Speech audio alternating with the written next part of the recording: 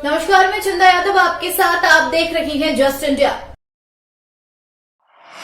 पंजाब के senior IAS अफसर संजय पोपली के बेटे कार्तिक पोपली 26 की गोली लगने से मौत हो गई।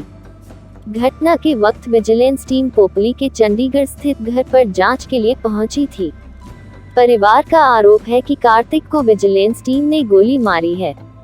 वहीं चंडीगढ़ के SSP कुलदीप चहल ने कहा कि कार्तिक ने अपने लाइसेंसी पिस्टल से खुद को गोली मारी है।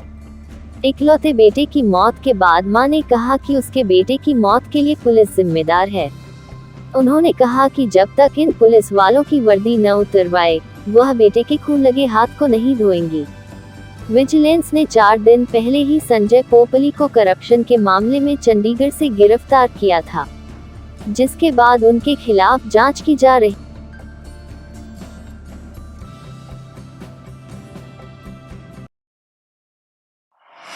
होडल में गड़ी पट्टी होडल सड़क मार्ग पर शहीद Rajveer Singh senior secondary school के समीप एक ट्रैक्टर ने 2 छात्राओं को कुचला।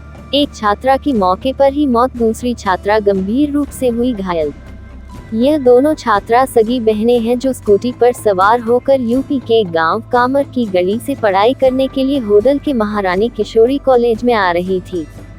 सूचना के बाद होडल थाना पुलिस ने मौके पर पहुंचकर शव को कब्जे में लेकर पोस्टमार्टम कराने के लिए पलवल के सामान्य अस्पताल भेज दिया है और घायल छात्रा की हालत को गंभीर देखते हुए डॉक्टरों ने फरीदाबाद के लिए रेफर कर दिया है।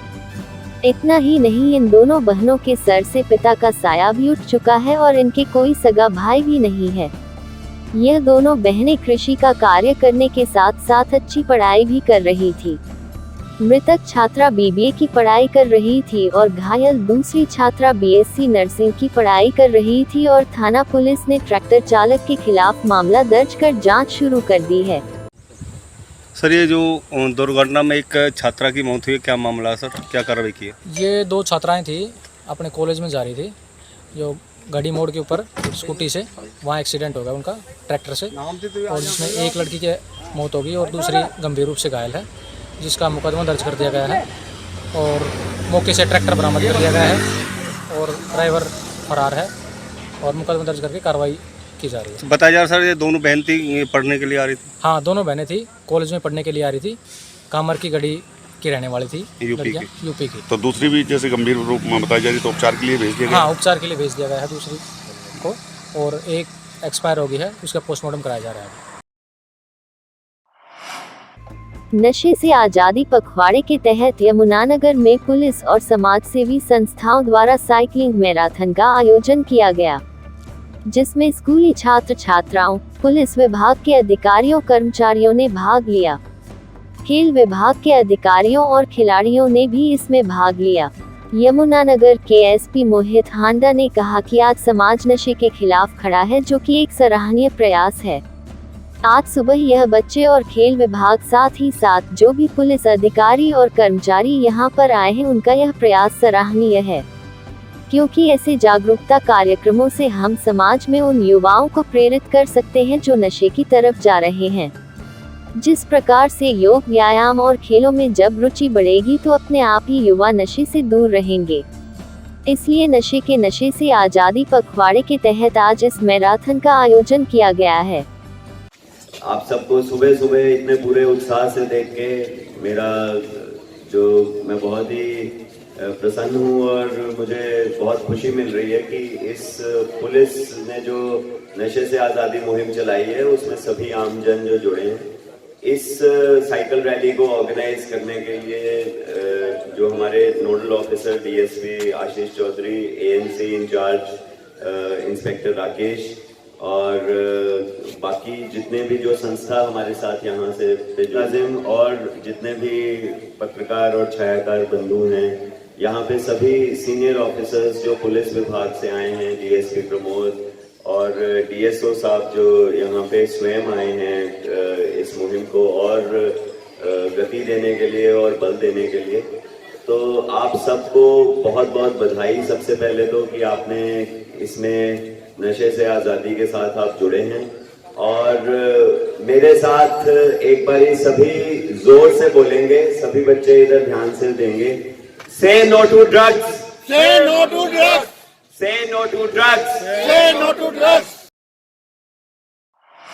नशे से आजादी पखवाड़ा अभियान के तहत रोहतक पुलिस द्वारा अतिरिक्त पुलिस महानिदेशक रोहतक रेंज रोहतक श्रीमती ममता सिंह के मार्गदर्शन व पुलिस अधीक्षक श्री उदय सिंह मीना के दिशा निर्देशों के तहत साइकिल यात्रा को आयोजित किया गया है।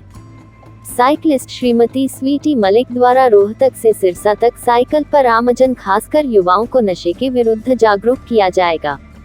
उप पुलिस अधीक्षक मुख्यालय डॉक्टर रविंद्र सिंह ने आज पुलिस लाइन रोहतक में सुबह 7:30 बजे हरी झंडी दिखाकर श्रीमती स्वीटी मलिक को सिरसा के लिए रवाना किया है।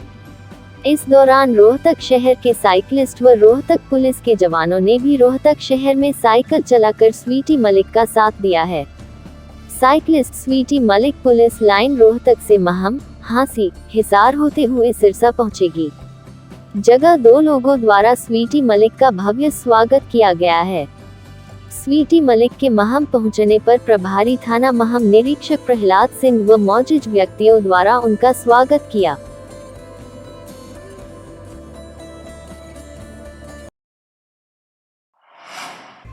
रोहतक में होने वाले बामसेफ के कार्यक्रम को लेकर सर्व समाज की एक बैठक हुई, जिसमें ब्राह्मण समाज के साथ जाट समाज, ओबीसी समाज, पंजाबी समाज और दलित समाज के लोग शामिल हुए। बैठक की अध्यक्षता करते हुए वर्ल्ड ब्राह्मण फेडरेशन के राष्ट्रीय सचिव प0 नीरज कुमार वत्स ने कहा कि हरियाणा हमेशा से आपसी भाईचारे का प्रतीक रहा है, पर वामन मेश्राम जैसे असामाजिक लोग हरियाणा की धरती पर आपसी वैमनस्य फैलाना चाहते हैं, पर हम लोग उसके मकसद को कामयाब नहीं होने देंगे। रोहतक में उसका और उसके संगठन के लोगों का पुरजोर विरोध किया जाएगा। उन्होंने प्रशासन को चेताते हुए कहा कि वामन मेश्राम के विचारों से विशेषकर युवा समाज बड़े रोष में है। अगर इस प्रकार के कार्यक्रमों पर रोक नहीं लगाई गई तो जातीय दंगा भी भड़क सकता है। हमने 17 जून को उपायुक्त और पुलिस अधीक्षक को भी इस बारे में ज्ञापन दिया था। आज सबने मिलकर वामन मेश्राम के खिलाफ आचफ दर्ज करवाने के लिए दरख्वास्त दी है। इस मौके पर जाट समाज से विशेष बामल ने कहा कि जाट समाज यह कतई बर्दाश्त नहीं करेगा कि कोई भी जातीय दंगा भड़काने की कोशिश करे। इस मुद्दे पर जाट समाज ब्राह्मण समाज के साथ कंधे से कंधा मिलाकर खड़ा है। हम यहाँ आए थे जी, एक बामसेफ नाम की संस्था है जिन्होंने भारतीय मुक्ति मोर्चा भी बना रखा है, उसका चीफ है वामन मेश्राम। वो रोहतक में जो अपना कार्यक्रम कर रहे हैं और उसके खिलाफ हम आए कि ये कार्यक्रम ना हो पाए, और उसके खिलाफ हमने FIR भी कराई है, क्योंकि वो सामाजिक जो हमारा भाईचारा है उसको बिगाड़ने के बारे में बात करते हैं। वो चाह रहे हैं कि पहले उन्होंने प्रोग्राम रखा था जाट भवन में कि भाई जाट और ब्राह्मणों को भिड़वा दें और हम साइड में निकल जाएं, लेकिन उनको ये नहीं पता कि हरियाणा जो है वो ऋषि और कृषि का जो है, ऋषि कृषि प्रधान है और हमारा भाईचारा हमेशा बना रहा है। जाट भाई ब्राह्मणों से दूर नहीं है और ब्राह्मण जो है वो जाट भाई से दूर नहीं है। दोनों कृषि प्रधान है, दोनों कृषि करने वाले हैं, किसान कौम है। हम आपस में हमारा भाईचारा नहीं बिगाड़ेंगे। हमारी सोच ये है कि हमारा भाईचारा हमेशा बना रहना चाहिए, चाहे वो किसी भी जाति के साथ हो। कोई जाति सूचक वो नहीं होना चाहिए आपस में भड़काऊ काम। लेकिन इनका काम है कि ये ब्राह्मणों के खिलाफ जो है बाकी सभी बिरादरियों को अपने को भड़काते हैं और कहते हैं कि ब्राह्मण विदेशी है, बाहर से आए हुए हैं, हमें इन्हें भारत से निकालना है।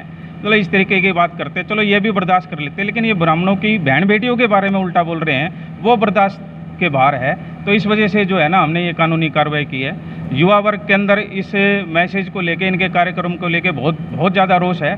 हमने उनको रोका हुआ है कि भाई देखो, हम कोई भी गैर कानूनी काम नहीं करेंगे, हम बुद्धिजीवी समाज से हम आते हैं, तो ऐसा कोई काम नहीं करना कि हमारे समाज के ऊपर कोई उंगली उठाए।